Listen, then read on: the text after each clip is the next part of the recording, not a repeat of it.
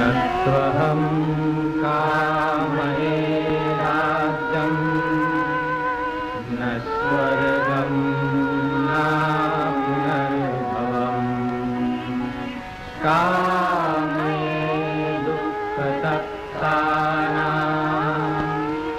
प्राणिनाम् आर्तिनाशनम्।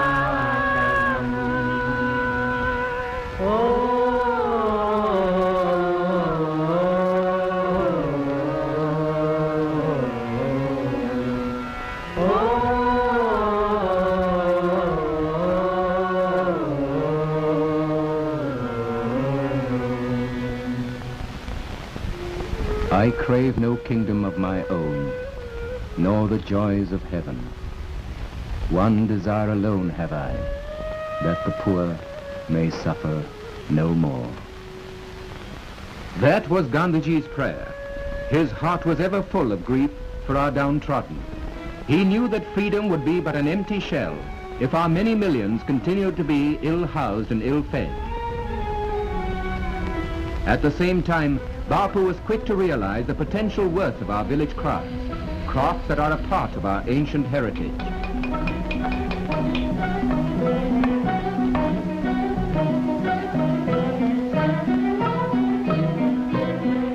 And among these crafts, spinning and weaving held pride of place. Time was when the song of the spinning wheel and the rhythm of the loom were joyfully heard in every Indian home.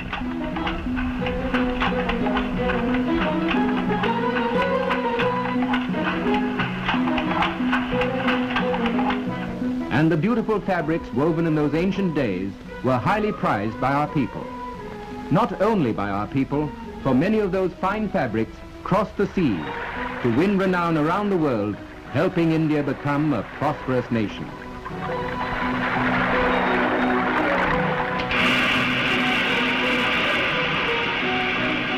Then the tide turned against us. Foreign traders dumped on our shores their machine-made fabrics. These were not as lasting as our hand-spun cloth, but they were cheap. The inevitable happened. Unable to cope with foreign competition, our spinning wheels and looms lay neglected, and millions of our craftsmen were faced with starvation. The immensity of the tragedy was deeply felt by Gandhiji. He was convinced that in the revival of the spinning wheel lay the economic and moral regeneration of India. It could well be again the wheel of prosperity for our masses. Thus was born the Khadi movement, a symbol of India's fight for freedom.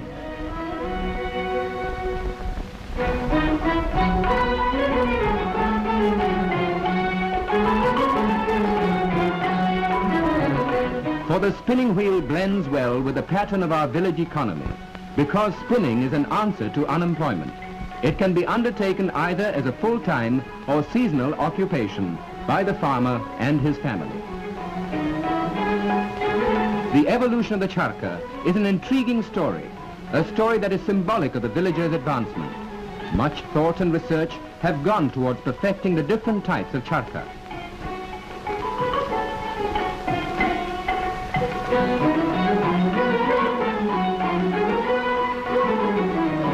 The modified spinning wheel costs little and is one of the simplest instruments ever devised.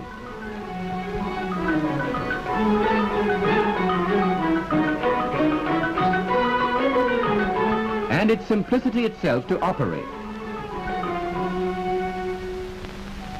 And its needs too are simple.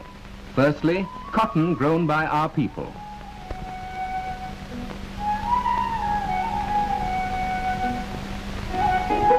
And from cotton to hand-woven cloth or khadi, every process is simple, for it's done by hand. First comes the ginning, eliminating seeds and foreign matter. Next, carding, either the old way or the new, to separate the cotton fibers.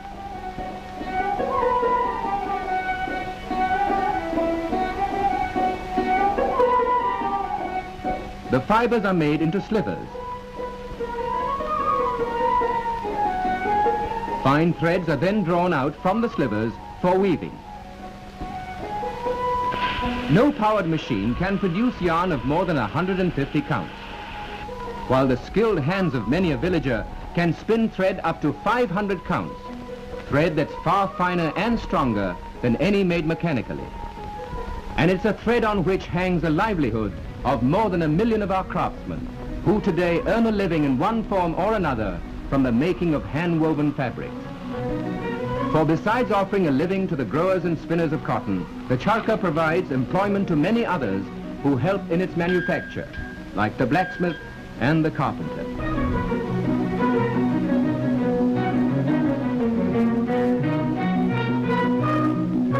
Furthermore, the charkha feeds the looms with supplies of yarn, thus giving weavers employment.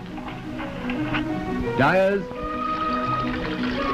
engravers of designs, and those who print them also benefit from the wheel. The making of these homespun fabrics is an ancient craft, now happily revived, once again giving full scope to the creative talents of our craftsmen.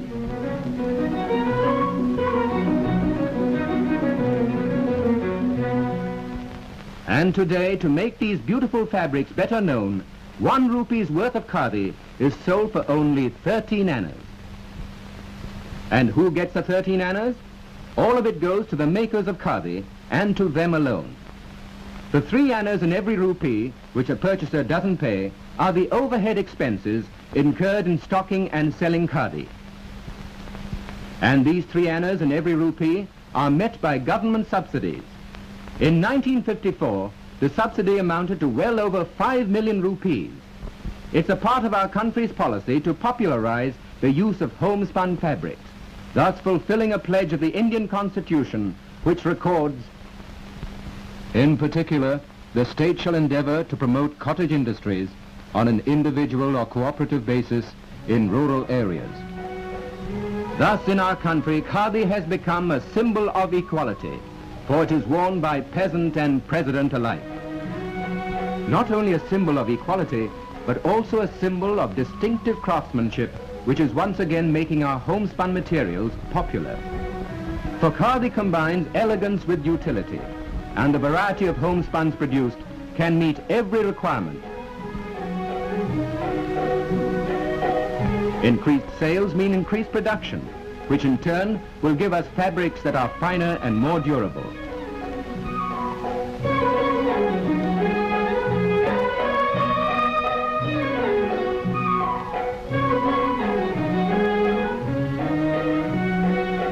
Khadi comes ready-made too, in all shades, sizes and patterns to suit every taste and pocket. For young or old, for use in the home or in society, khadi is the answer. And if all of us were to patronize these fabrics to the full, it would give employment to another 100 million of our men, women and children. 100 million saved from utter poverty through the increased sales of fabrics made by hand. In short, khadi. And for them, khadi is food. For khadi is the symbol of the man in the village who is India's backbone. It was for him that Bapu rediscovered the spinning wheel, a simple wheel turned by the simple action of the hand. Many kinds of wheels have been moved by the hands of man, and through the centuries the wheel has been closely associated in our country with human welfare.